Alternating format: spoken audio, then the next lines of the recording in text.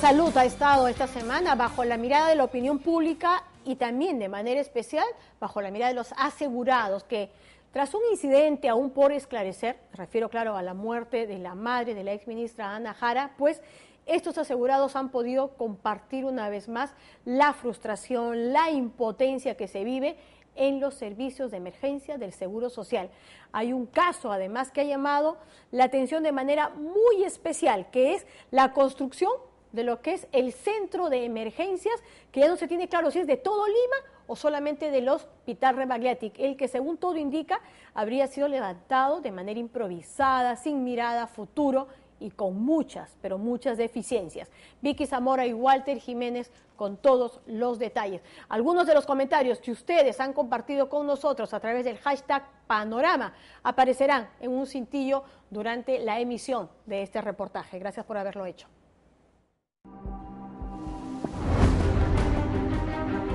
Este es el ingreso a la emergencia del Rebagliati y existen dos caminos para acceder. Uno, que es este de acá, por donde viene este anciano en silla de ruedas, y el segundo y el más usado es esta rampa inmensa y larga que está haciendo uso esta señora, que te conduce a la emergencia que se ubica en el segundo piso.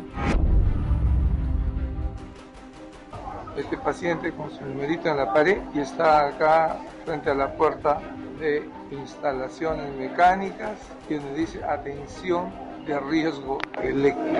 Esto es increíble.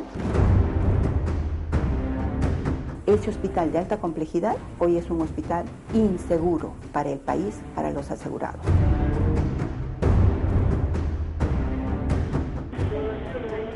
Rosales. Lo que me duele me arde. ¿Cuánto tiempo tiene usted? Acá tengo 4 días que no me han hecho recién ayer en la noche. Me ha vuelto a caer ecografía. 4 días permaneciendo acá en el pasillo. Ya 5 días acá en el pasillo. Todos son problemas de mal planeamiento de los servicios de salud. El hospital emblema del país, el más importante, el reconocido mundialmente por sus exitosas intervenciones, está en estado crítico. Enfrenta una de sus peores emergencias. ¿Internado qué tiempo tiene? Del miércoles al día de mañana usted tiene una semana acá. Aquí en el pasillo, al costado de la escalera. Mira, doctor.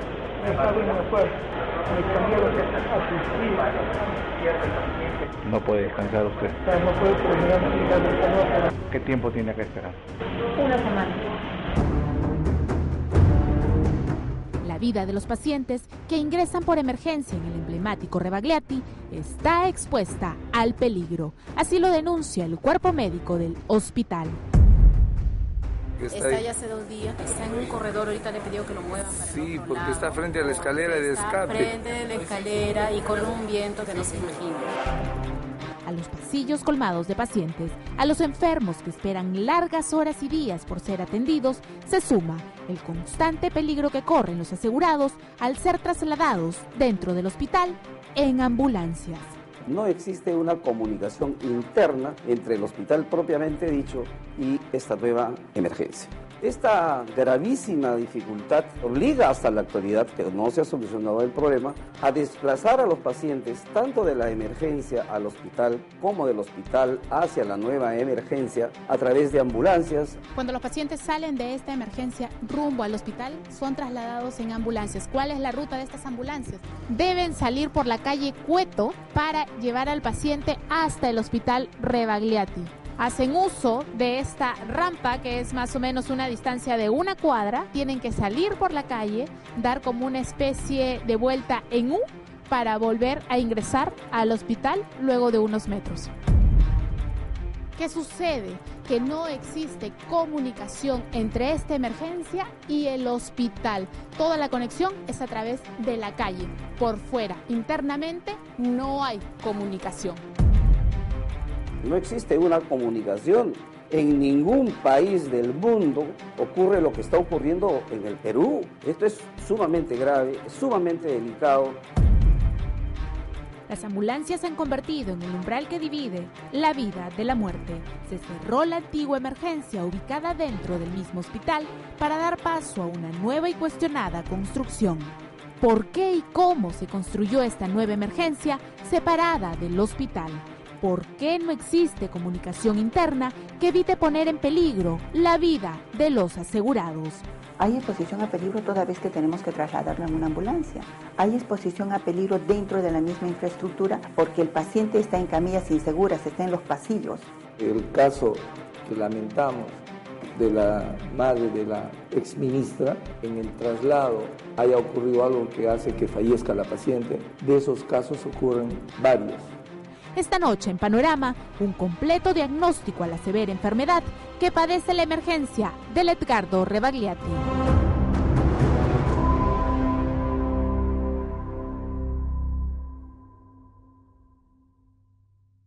Se da inicio a la ceremonia de colocación de la primera piedra del nuevo pabellón de emergencia del Hospital Nacional Edgardo Rebagliati.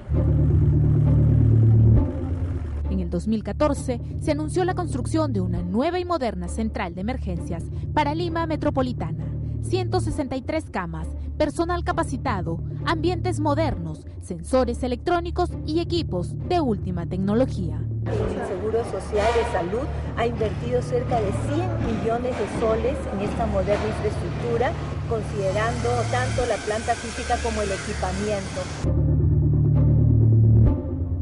Estaba concebido no como la emergencia del Hospital Rebagliati, sino como un hospital de emergencia para Lima Metropolitana, que funcionaría de manera independiente, con su propio personal y su propio equipamiento.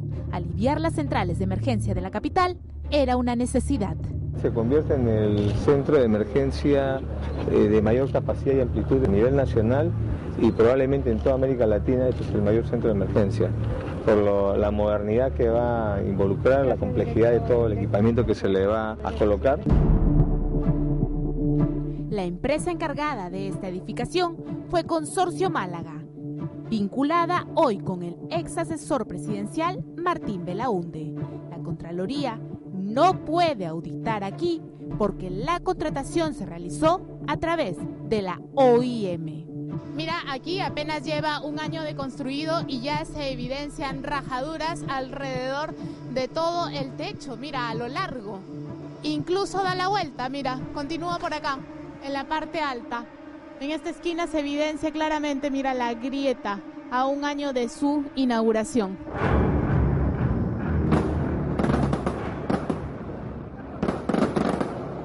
El edificio fue inaugurado no como el centro de emergencia para Lima Metropolitana CELIM, como se esperaba, sino como la emergencia del Hospital Rebagliati. A medio camino se decidió cambiar su funcionalidad, a pesar de las innumerables advertencias médicas que hablaban del riesgo para el paciente de ser atendidos en edificios que estaban alejados, que no tenían comunicación alguna. Como ustedes están estresados pocos para tantos. Hay 3 salas de operación, una nomás está equipada. ¿Y para qué han hecho tanto edificio si no lo van a implementar y lo van a equipar totalmente? Las autoridades han pasado por encima no solamente de las recomendaciones del médico, sino de las normas del país y hemos detectado deficiencias graves. Y le enumero así groseramente. Ese terreno estaba en litigio y es un terreno que no estaba apto para construir una emergencia. La norma del Ministerio de Salud establece que las emergencias deben construirse con puerta a la calle. Sin embargo, acá mira la distancia, Eduardo, que existe a la calle. Es más o menos 1 cuadra. Además, señala, indica que deben estar ubicadas en el primer piso. Sin embargo, aquí en esta emergencia el Rebagliati se encuentra en un segundo nivel. Los servicios vitales, que es shock trauma, y los tópicos de emergencia han quedado en el segundo piso. Tú accedes por una rampa que tiene como 100 metros o por un ascensor. Imposible en nuestra realidad que todos nuestros pacientes vengan en ambulancia. ¿Me va a traer una silla de ruedas? Sí, por supuesto. Ya, señora. ¿Le es difícil subir usted? Sí, porque si no también ahora son más lo que me cae.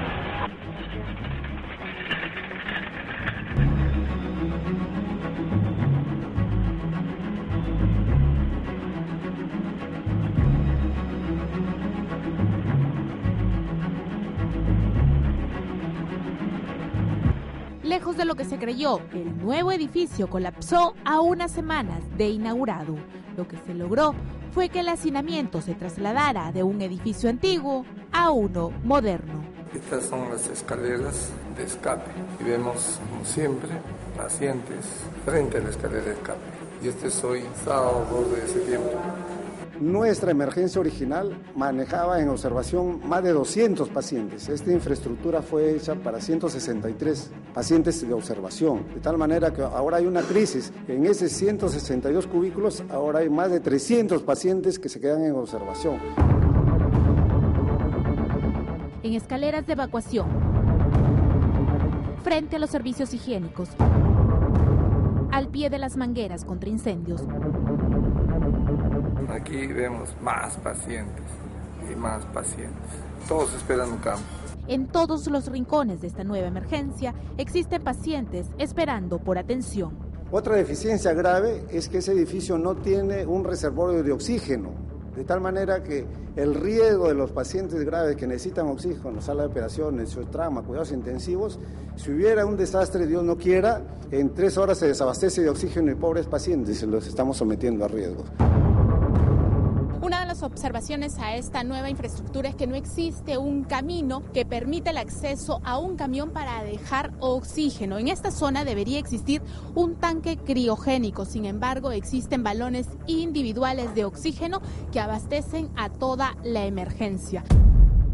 El hacinamiento es evidente y las deficiencias también. No hay ventilación, los extractores de aire y los aires acondicionados no funcionan en todas las áreas, es muy limitado. Entonces, ¿qué tenemos? Un caldo de cultivo.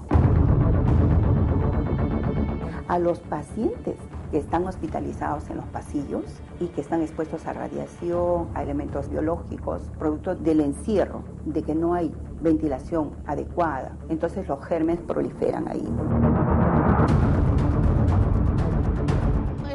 Edificación azul que vemos en la parte alta es un pasillo detrás de sala de operaciones. ¿Por qué está así? No era parte del diseño original, sino es que la constructora Málaga se había olvidado de hacer el acceso, el pasillo por donde salían los desechos, la ropa sucia, lo que ya se había descartado después de una cirugía.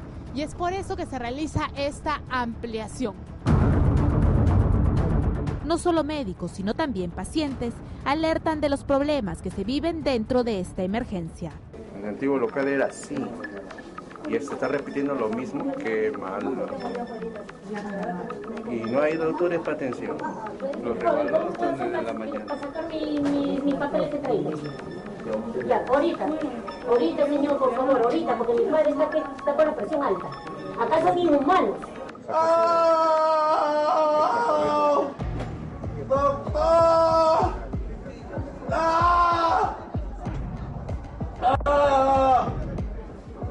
¡Ah! Este. ¡Ah! Ayer estaba hablando con una doctora. El doctor, pero no le hacen caso, me duele. Me duele. Ningún doctor viene a verlo, todos muy indolentes son acá. Me duele, no puedo, me duele. Pero el problema principal radica en que el hospital más importante del país ya no tiene su central de emergencia dentro de su propia edificación. Ahora se ubica a unas cuadras, sin acceso directo, sin comunicación. Mira, allá en el tercer piso, esa puerta conduce a la nada. Se ha colocado una madera ahí para impedir el paso, pero no hay nada, mira, acá abajo no hay nada, es la pista. Por ahí debía salir el puente, la conexión hacia el hospital Rebagliati.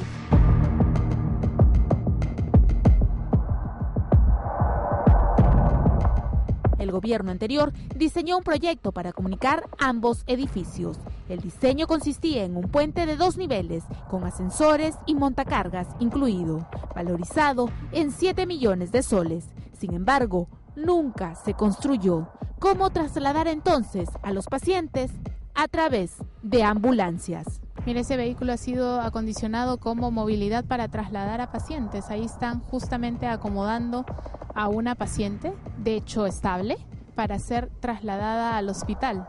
Las ambulancias y estos vehículos son los que trasladan a los pacientes de esta emergencia hasta el hospital que se ubica en ese extremo. ¿Por qué? Porque no existe una conexión directa entre este edificio y el hospital Edgardo Rebagliati. Vamos a ver el camino que transitan estos vehículos para llevar a los pacientes. Ahí vemos dos, uno en camilla y uno que va sentado. Y como no existe conexión, tiene que ir hasta la calle, hasta la avenida Cueto, y luego para ingresar al hospital.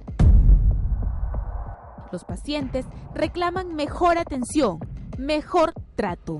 A la angustia y el dolor se suma la demora en la atención y las largas horas de espera. Una enfermera para 12, 14 pacientes es sumamente inseguro para el paciente. ¿Cuál es el promedio? ¿Una enfermera para cuántos pacientes? En emergencia, máximo 6 pacientes. ¿Y la realidad del Rebagliati cuál es? ¿Una enfermera por cuántos pacientes? Estamos manejando 12, a veces hasta 18 pacientes, y eso es sumamente crítico. Pero así como los pacientes, los médicos también adolecen otra cruda y cruel realidad. Mi madre está bien delicada porque los médicos no les interesa la vida de las personas. Es horrible, es el hospital de la muerte. Las quejas más frecuentes son porque las citas son a 3-4 meses. Cuando va a farmacia no hay medicamentos para el paciente, le dicen vuelve al otro mes. Ayer no había guantes de mi talla para operar. Tuve que operar pero con guantes 7, yo soy 7,5. Eso causa dificultad en la cirugía. O sea, no es cómodo operar con un guante que te está ajustando. Pero en el stock donde no debe faltar el medicamento, porque se debe adquirir con la debida previsión, que es el almacén todo el stock es cero. O sea, eso quiere decir que no se está haciendo adecuadamente bien el trabajo en la parte central, en la parte de logística. Primeros días de septiembre, ¿ya no hay medicinas en almacenes? No tenemos medicamentos. Anteayer en mi servicio en cardiología no había aspirina, que es lo más elemental para tratar a un paciente cardiológico. No se puede permitir que el hospital Rebagliati, que es el hospital bandera, que es el hospital de referencia a nivel nacional del Seguro Social, esté en estas condiciones. El haber separado la emergencia del hospital genera hoy otra gran preocupación. En caso de sismo o de desastre, ¿qué ocurriría con los pacientes sumamente graves que son trasladados hasta este hospital por pronta atención? Pongo el ejemplo del helipuerto. Uno transporta a un paciente delicado en helicóptero para una atención muy rápida. Sí, pero esa atención para pasar a ese paciente a trauma shock que queda en otro local, en otro ambiente, en un segundo piso, es un despropósito. ¿Qué se debe hacer? La respuesta la tiene la actual gestión.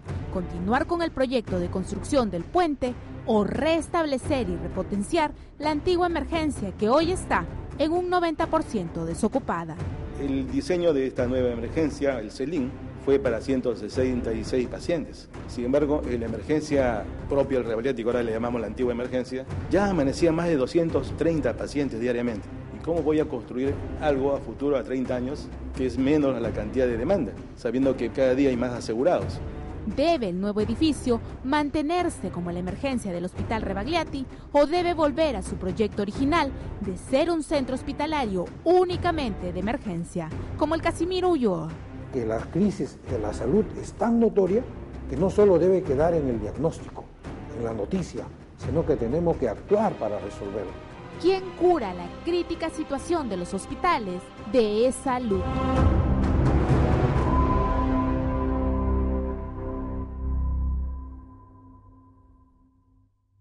En verdad, realmente crítica. Y sigan compartiendo con nosotros sus tweets.